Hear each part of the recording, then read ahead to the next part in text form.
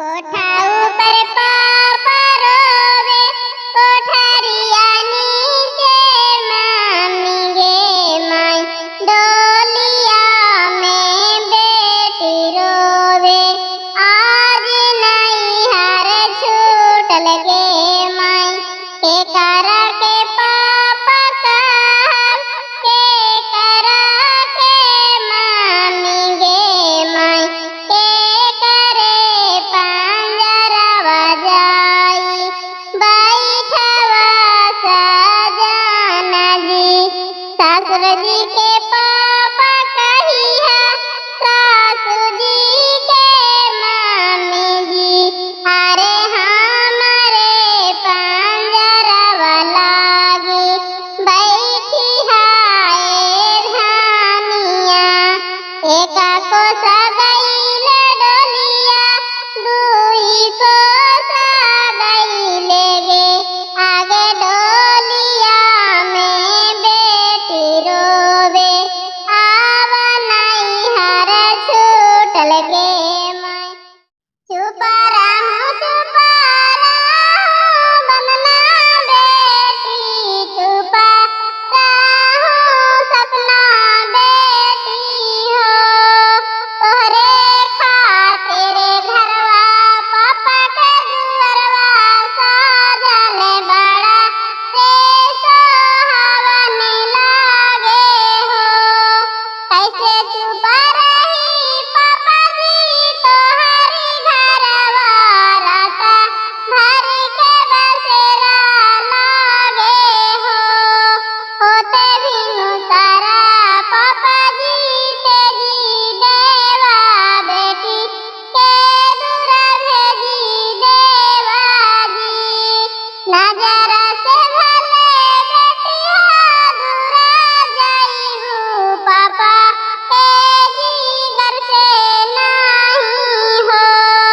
होते चौठारी बेटी हो बुलाई ले हवसीना से लगाई ले हवा हो, एक और बैठे पापा जी अपनी लोगवा, दूसर और आने जाना लोगवा जी, मड़वा बीचे हम के बैठवले बड़ा अनजाना, हाथ धरवले बड़ा हो, कहाँ जाके खोजला जी पापा चन्ना, लाजिला काड़िया, कहाँ जाके खोजला जी पापा सुनला राजी दूल्हा हवा, कहाँ जाके खोजला जी पापा सुनला दूल्हा हवा, जंगले जंगले खोजली गे बेटी चन्ना, नहाला काड़िया, सहरे सहरे खोजली गे बेटी सुनला दूल्हा हवा, सहरे सहरे खोजली गे बेटी सुनला दूल्हा हवा, कैसे कैसे चिन्हला जी पापा चन्ना,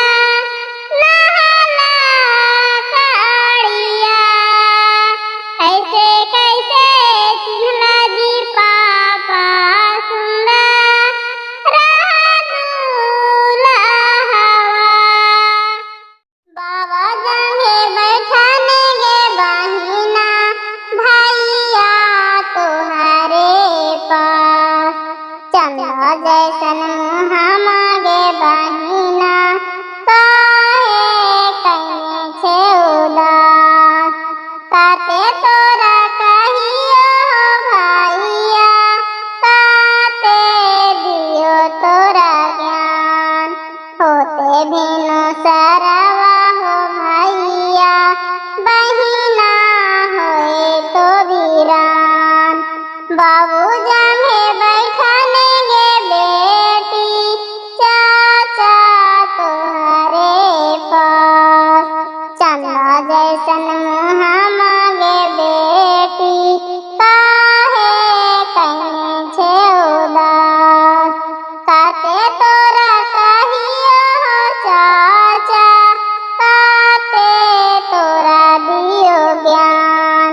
चुटकी भर से नूरावा हो चाचा,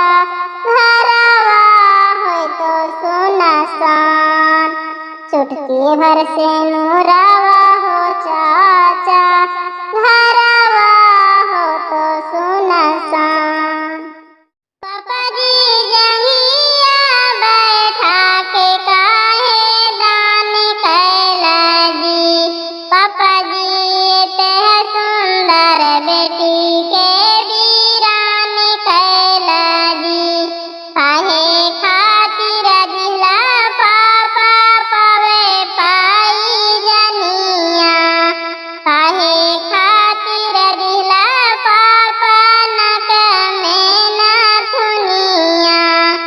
अपना बेटिया पर कहे ना एहसान कैला जी, पापा जी तह सुंदर धिया के वीरान कैला जी।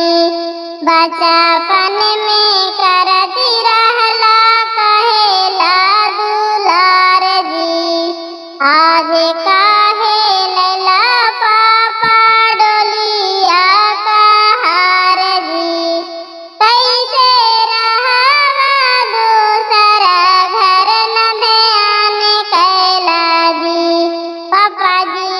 तह सुंदर बेटी के वीरान कैला जी। जात हाँ